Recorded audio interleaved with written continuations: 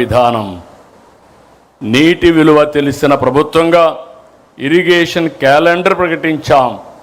36 ప్రాజెక్టులు ఎప్పుడు పూర్తి చేస్తామో డేట్ వారీగా ప్రకటించాం. రాష్ట్రానికి జీవనాడి పోలవరం విధ్వంస పాలకులు దాన్ని నాశనం చేశారు. డయాఫామ్ వాల్ పూర్తిగా విధ్వంసం చేశారు.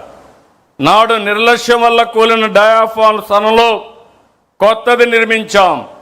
ఆ రోజు 440 కోట్లు అదనంగా 1000 కోట్ల రూపాయలు ఖర్చు పెట్టాం. రాష్ట్ర ప్రజలందరికీ విజ్ఞప్తి చేస్తున్నా, పుష్కరాల కంటే ముందు ఆంధ్రప్రదేశ్కు జీవనాడి పోలవరాన్ని పూర్తి చేసి జాతికి అంకితం చేస్తాం.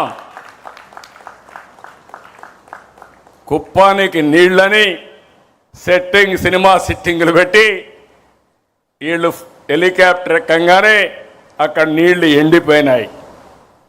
అదే ఈ ప్రభుత్వం 100 రోజుల్లో అందరి నీవా కాలువ వెడల్పు చేసి కుప్పం వరకు నీళ్లు తీసుకుపోవడమే కాదు, చెరువులు నింపిన ఘనత ఈ ప్రభుత్వానిదని చెప్పి కూడా నేను మీకు తెలియజేస్తున్నా.